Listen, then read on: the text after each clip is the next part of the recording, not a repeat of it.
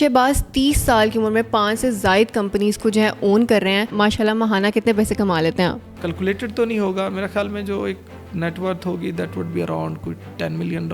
Business start کرنا تو آپ کے پاس بہت زیادہ انویسٹمنٹ ہونی چاہیے, تو کیا آپ کے پاس اتنی انویسٹمنٹ تھی, آپ نے چھوٹے پیمانے سے اسٹارٹ کیا تھا؟ کہ شہباز آپ کو یاد ہے کہ جب آپ کی فرسٹ جاب تھی تو اس کی سیلری کتنی تھی, اور جب آپ کو فرسٹ بزنس کا پروفٹ آپ کو ہوا تھا وہ کتنے پیسے تھے؟ پاکستان میں نے 18,000 پر منتھ انہوں نے کہا تھا جی کہ نوکری اس سے زیادہ جو ہے ہم کسی بھی یونیورسٹی گریجویٹ کو نہیں دیتے, اور فردر آپ نے خود کو پروو کرنا ہے تو پھر اس کو دیکھیں گے. پیشن کو لے کے کہ ہم کیا کرنا چاہتے ہیں اسی چیز میں انویسٹ کریں, پاکستان کی ضرورت پوری کریں اور اسی کو ایکسپورٹ پہ بڑے لیول پہ لے کے جائیں. السلام علیکم, آپ دیکھ رہے ہیں ڈیلی پوائنٹ. میں ہوں وجیہہ نجم. آج میں آپ کی ملاقات پاکستان کے ینگیسٹ بزنس مین سے کروانے جا رہی ہوں جن کا نام شہباز ہے, اور شہباز 30 سال کی عمر میں 5 سے زائد کمپنیز کو جو ہے اون کر رہے ہیں. 2017 میں جب ان کی والدہ کا انتقال ہوا تو انہوں نے سوچا کہ گھر کے بڑے بیٹے ہیں, ان پہ رسپانسبلٹی ہے کہ انہوں نے اپنی بہنوں کو بھی اور بھائیوں کو سرو کرنا, ان کو پڑھانا لکھانا ہے, کسی مقام پر پہنچانا ہے, تو اس کے لیے ان کو خود باہر نکلنا پڑے گا, محنت کرنی پڑے گی, اور ان کو بھی ایک اچھی لائف سٹائل دینا ہوگا اور اپنے لائف سٹائل کو بھی چینج کرنا ہوگا. سیالکوٹ سے ان کا تعلق ہے, باہر نکلے, پوری دنیا گھومے, لاہور پہنچے, جگہ جگہ پہ جابس بھی کیں, اس کے بعد آج ماشاءاللہ اپنا کامیاب سکسیزفل بزنس جو ہے اس کو رن کر رہے ہیں, اور اپنے ساتھ ساتھ یہ بھی سوچتے ہیں کہ پاکستان کے حالات کو اور پاکستان سے پاورٹی کو کس طرح سے ختم کیا جائے. شہباز کیا بزنس کرتے ہیں, ان کی لائف سٹوری کیا ہے, انہوں نے شروع کیسے کیا, اور آج یہ ماہانہ کتنے پیسے کماتے ہیں, انہیں سے جانتے ہیں. السلام علیکم شہباز, کیسے ہیں آپ؟ وعلیکم السلام, آپ کیسی ہیں؟ ٹھیک ہے الحمدللہ میں بالکل ٹھیک ہوں. سب سے پہلے مجھے یہ بتائیں کہ ہمارے نوجوانوں کا سب سے بڑا گلہ یہ ہوتا ہے کہ ہم یونیورسٹیز میں لاکھوں روپیہ دیتے ہیں فیسز, پڑھ لکھ جاتے ہیں, لیکن جاب کے لیے جاتے ہیں تو 20-25 ہزار سے زیادہ کی تنخواہ نہیں ملتی ہے ہمیں. تو آپ کیا ایسا کرتے ہیں کہ ماشاءاللہ آپ اچھے خاصے پیسے کما رہے ہیں, اچھا بزنس ہے, فیملی کو لے کے چل رہے ہیں؟ میرے خیال میں سب سے پہلے جو ہماری یونیورسٹیز ہیں, اکیڈمیاں ہیں, اس میں اور انڈسٹری میں بہت زیادہ ایک گیپ ہے. گیپ اس طرح سے ہے کہ وہ چیزیں جو ہمیں انڈسٹری میں آ کے ریئل پریکٹس ہوتی ہیں وہ بتائی نہیں جاتی, جس کی وجہ سے اسٹوڈنٹس جب آتے ہیں انڈسٹری کے اندر تو بالکل انہیں آفس کے جو چیزیں ریئل پریکٹس کے اندر چل رہی ہیں, انڈسٹری کو جو چیلنجز ہیں وہ پتہ نہیں ہوتا, industry up to the mark وہ پے نہیں کر پاتی. تو میرے خیال میں دونوں طرف سے ہی ہے چیزیں کہ اکیڈمیا کو بھی امپروو کرنا ہوگا اور انڈسٹری اکیڈمیا کا گیپ کو دور کرنا ہوگا, اور لوگوں کو اچھی جگہوں پہ انٹرنشپس پرووائڈ کرنی ہوگی, پھر ہی یہ گیپ فل ہوگا. آپ اتنی کم عمر میں سکسیزفل ہو گئے ہیں, تو ابھی تک شادی آپ نے کر لی ہے, کرنی ہے؟ شادی ابھی کرنی ہے. میرے خیال میں اس کو چھٹی نہ ملی جس نے سبق یاد کیا, تو بس کام میں اتنا انوالو رہے, صبح ہوتی ہے پھر شام ہو جاتی ہے, تو جس کی وجہ سے میں سمجھتا ہوں ذاتی زندگی پہ توجہ میں نہیں دے سکا, لیکن اب اس طرف ہی سوچ رہے ہیں انشاءاللہ. کیا ایسا ہوا تھا, کوئی فیملی میں کرائسس دیکھے تھے, کوئی ڈاؤن فالز آئے, یا آپ کو لگا کہ جاب بہتر نہیں ہے, ان کو سرو کرنے کے لیے مجھے بزنس ہی کرنا پڑے گا؟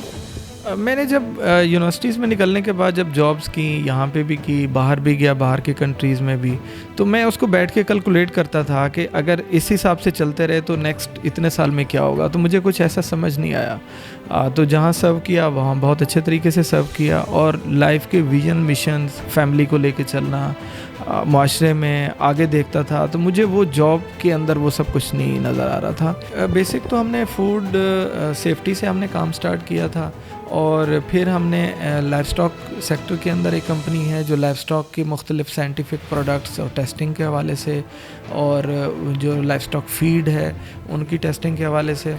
پھر اس کے علاوہ ایک اور کمپنی ہے جس کے اندر ہم ہیومن ہیلتھ میں ڈیل کر رہے ہیں, میڈیکل میں, ڈائگنوسٹک میں اسپیشلی, اور اسی کے ساتھ ساتھ ہم CSR کارپوریٹ سوشل رسپانسبلٹی کے تحت ایک ٹرسٹ بھی ہے جو کہ ہم سمجھتے ہیں ہماری رسپانسبلٹی ہے, اور میں اپنے والدین کے نام سے اس کو چلاتا ہوں. ماشاءاللہ ماہانہ کتنے پیسے کما لیتے ہیں آپ؟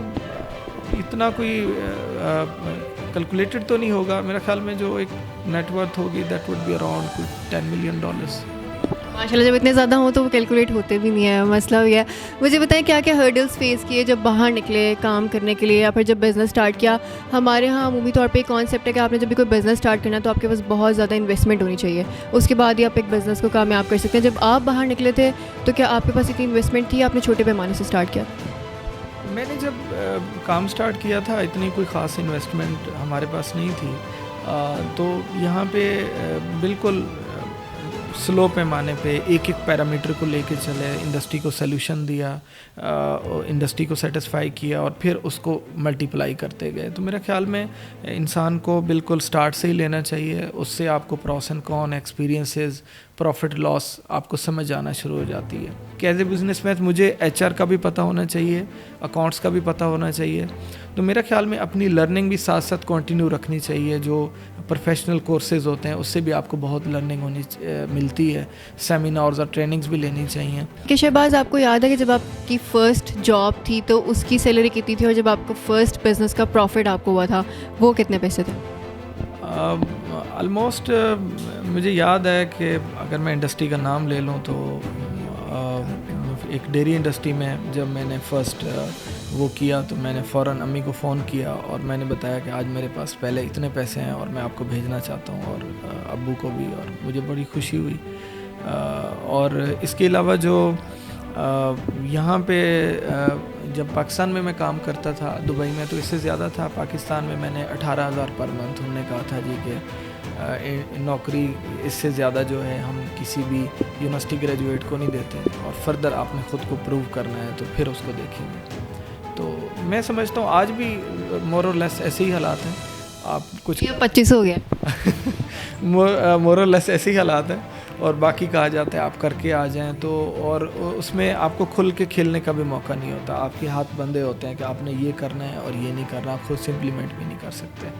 तो मैंने ये कोशिश की है कि जो चीज़ें हमारे साथ हुई हैं उनको मैं मिनिमाइज़ करूं और यहाँ पे वर्किंग एटमॉस्फेयर में अपने क्लाइंट्स को। जब बिज़नेस पे आपको प्रॉफिट हुआ और माशाल्लाह आप इतने सक्सेसफुल हुए तो आपने फिर सबसे पहले किसको कॉल की थी घर में बताने के लिए कि अब मैं बहुत सक्सेसफुल हूँ माशाल्लाह? मेरे वाले साहब थे तब, वालदा हुजूर तो पहले ही अम्मी को प्यारी हो गई थी। मैंने वाले साहब को उस पर बताया, और बिज़नेस करने से पहले भी मैंने उन्हें कॉल की कि मैं ऐसे कुछ करना चाहता हूँ और मैं जॉब छोड़ना चाहता हूँ। तो वाले साहब ने कहा बेटा आप बेहतर समझते हैं, क्योंकि ये साइंटिफिक और टेक्नोलॉजी का काम, हमें तो इसकी समझ नहीं है। तो मुझे आज भी याद है मैंने वाले साहब को यही कहा था कि आप वालिद हैं, आप मुझे इजाज़त देंगे और मुझे जो हौसला देंगे तो मैं बहुत अच्छे से करूँ, तो आपकी इजाज़त बहुत ज़रूरी है।